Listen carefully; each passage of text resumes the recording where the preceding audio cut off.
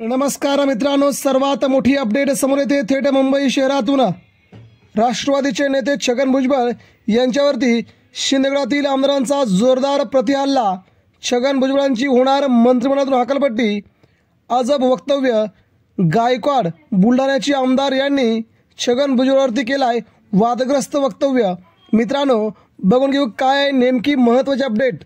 राष्ट्रवादीचे नेते छगन भुजबळ यांची मंत्रिमंडळातून हकालपट्टी करा असं वक्तव्य आणि त्यांच्या कमरेवर लाद देऊन त्यांना सरकारमधून बाहेर काढा असं वक्तव्य संजय गायकवाड बुलढाण्याचे शिंदेगडाचे आमदार यांनी वक्तव्य केल्यामुळे सरकारमध्येच सध्या भुजबळांना तीव्र विरोध होतोय असंही सध्या बोललं जात आहे। अजित पवारांनी भुजबळांना तंबी दिल्याचं सध्या सगळीकडे चर्चा आहे। त्यामुळे भुजबळांची पुढील काही दिवसांमध्ये राज्याच्या मंत्रिमंडळातून हकालपट्टी होईल का याकडे सरकार सगळ्यांचं लक्ष आहे।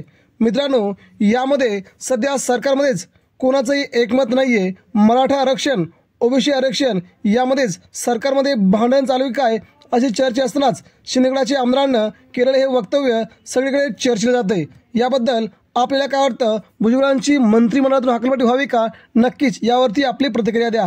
धन्यवाद। जय हिंद।